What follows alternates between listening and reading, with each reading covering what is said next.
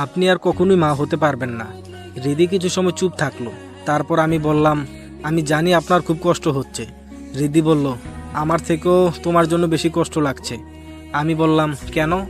হৃদি বলল, তোমার তো টুইন বেবির স্বপ্ন, সেটা আর কখনোই পূরণ হবে না। সেটা আমি পূরণ করতে পারলাম না। আসলে সবার সব স্বপ্ন পূরণ হয় না, আর আল্লাহ হয়তো আমার কপালে সন্তানই লিখে রাখেননি। উনি যদি না দিয়ে খুশি হন তাহলে আমি না নিয়েও খুশি থাকতে পারবো। হৃদি বলল, আমার খুব ইচ্ছে ছিল তোমার অস্তিত্ব আমার মাঝে বহন করার, হয়তো আমার ভাগ্য এতটাও ভালো নয়। বলে নীরবে কান্না করতে লাগলো। আমি হৃদির হাত শক্ত করে ধরে বললাম, আমি আপনার সাথে অনেক ভালো আছি, আর আমি কিছুই চাই না। আরও 2 দিন পর হৃদিকে হাসপাতাল থেকে রিলিজ দেওয়া হলো। 1 মাস পর হৃদি পুরোপুরি সুস্থ হয়ে উঠল। এখন হৃদি আর আমি দুজনেই ভার্সিটিতে যাই। রাতে এসে হৃদির কাছে পড়তে বসি। পড়াশোনা নিয়ে অনেক ভালোই দিন কাটছিল। এখন আমার অনেক বন্ধু হয়েছে। একদিন সবাই মিলে ক্লাস শেষে আড্ডা দিতেছি।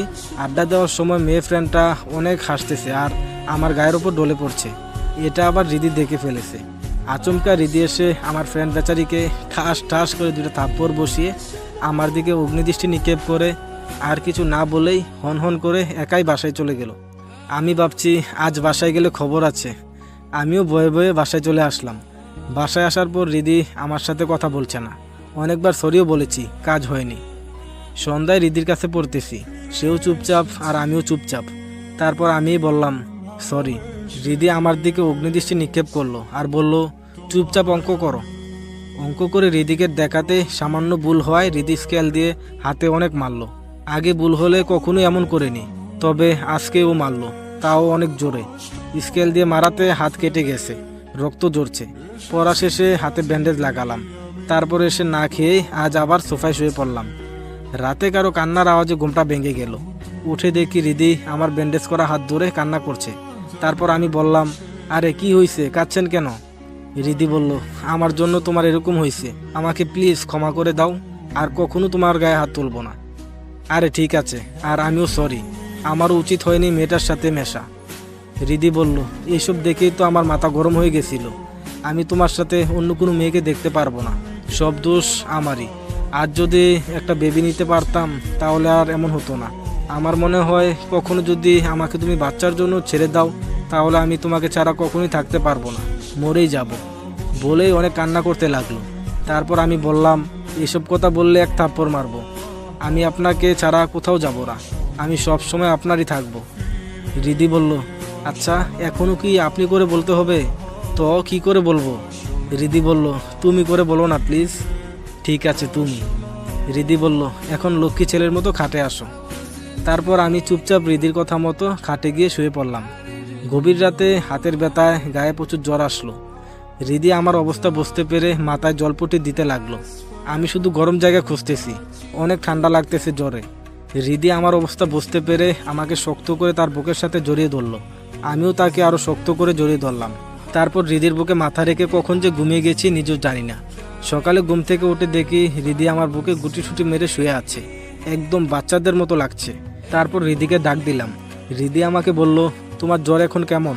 হ্যাঁ এখন কমছে। তারপর দুজন ফ্রেশ হয়ে নাস্তা করে নিলাম। 2 দিন আর ভার্সিটিতে গেলাম না।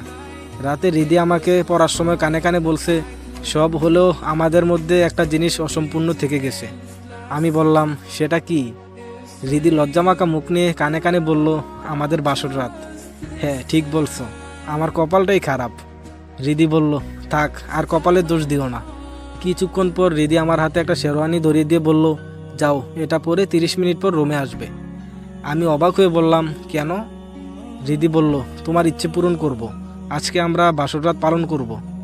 সত্যি? হ্যাঁ যাও। আমি অনেক খুশি হয়ে শেরওয়ানি পরে অপেক্ষা করতেছি। এই 30 মিনিট মনে হচ্ছে 30 বছরের সমান, সময় যাচ্ছেই না।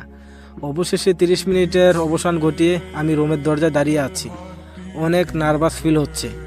রুমে যেতে সাহস পাচ্ছি না, হাত পা কাঁপছে। তবুও সাহস করে রুমে ঢুকেই পড়লাম। আমার চোখ গেল বিছানার উপর। দেখি হৃদি খাটে বড় করে ঘোমটা দিয়ে বসে আছে। আমি এখন কি করব ভেবে পাচ্ছি না। এখন এত নার্ভাস হলে সারা জীবনই আমাকে নার্ভাস করে রাখবে। বুকে একটু সাহস নিয়ে খাটের কাছে দাঁড়ালাম। আমি কিছু না বলে বিছানার মাঝখানে শুয়ে পড়লাম। আমার শুয়ে পড়া দেখে হৃদি বলল, ওই ওঠো বলছি। আমি বললাম, আমি এখন উঠতে পারবো না। হৃদি বলল, না উঠলে তোমার উপর উঠে পড়বো কিন্তু। এখন বলো উঠবো নাকি শুয়ে থাকবে? এই মেয়ে কথায় কথায় ভয় দেখায়, আর কথা না শুনলে ঠিক তাই করবে। তাই উঠে বসলাম। হৃদি ঘুমটাটা নামিয়ে গুন্ডি লুক নিয়ে আমার শেরওয়ানি চেপে ধরল। আমি ওর হাত সরিয়ে নিতে চাইলাম, কিন্তু ও ধমক দিয়ে বলল, গাদা একটা, বাসরাতে কেউ ঘুমায় নাকি? জানো, আজকের এই রাতটা নিয়ে মেয়েদের কত স্বপ্ন থাকে। আমারও স্বপ্ন ছিল যখন তোমার নীল ডায়েরি পড়েছিলাম আর জানলাম তুমি আমাকে অনেক ভালোবাসো। তারপর থেকে আমিও তোমাকে ভালোবেসে ফেলি।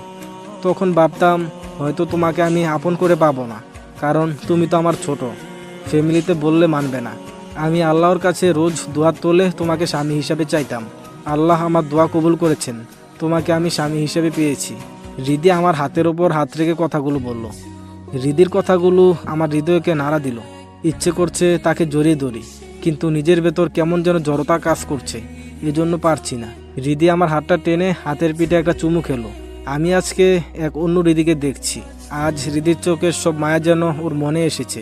হৃদি আমার চোখে চোখ রেখে বলল, যতদিন বেঁচে আছি ততদিন কি তোমার বুকে জায়গা দিবে?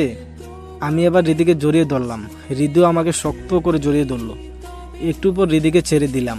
এরপর ওর কপালে একটা চুমু দিয়ে বললাম, সারা জীবন তোমাকে ভালোবেসে যাব। আমি হৃদির পাশাপাশি বসলাম। হৃদি একটু সরে গেল। আমি মুচকি এসে বললাম, কি ব্যাপার সিনিয়র বউ, ভয় পেলে নাকি? হৃদি বলল, ওই তোমার দেখে আগেও ভয় পাইনি, এখনও পাবো না। তাই নাকি? তাহলে তো আজকে অনেক কিছুই করা যাবে। হৃদি চোখ বড় বড় করে বলল, অনেক কিছু মানে? আমি বললাম, ওই যে বাসরাতে যা যা হয়। হৃদি বলল, দেখো, একদম উল্টাপাল্টা কিছু করার চেষ্টা করবে না। আমি দুষ্টুমির একটা হাসি দিয়ে হৃদির কাছে চলে এলাম। হৃদিও আস্তে আস্তে সরে খাটের কিনারা চলে গেল, আর একটু পিছালে পড়ে যাবে। আমি হৃদিকে টান দিয়ে বুকে জড়িয়ে নিলাম। হৃদিও আমাকে জড়িয়ে ধরল। ও কোনো কথা না বলে আমার ঠোঁটে কিস করতে লাগলো। টানা 5 মিনিট পর আমাকে ছেড়ে দিল। এই বউ, এভাবে কেউ কিস করে নাকি? আর একটু জোরে কামড় দিলে তো আমার ঠোঁট কেটেই যেত। তখন আমি অন্য মেয়েদের কি করে কিস করতাম? কথাটা একটু রাগানোর জন্য বললাম। হৃদি বলল, ওরে পিচ্ছি, বেশি কথা বললে কিন্তু সত্যি কামড় দিয়ে কেটে দিব। এই না, এমন করে না। হৃদি বলল, তাহলে কেমন করে? আমি আর কিছু বললাম না। আস্তে আস্তে দুজনে চলে গেলাম সুখের সাগরে। এখন আমরা আমাদের কাজ নিয়ে ব্যস্ত আছি। আপনারাও ভিডিওতে লাইক দিয়ে আইডিতে ফলো দিয়ে রাখুন। দেখা হবে নতুন কোনো কিউট গল্প নিয়ে। ততক্ষণ ভালো থাকুন, সুস্থ থাকুন। আল্লাহ হাফেজ।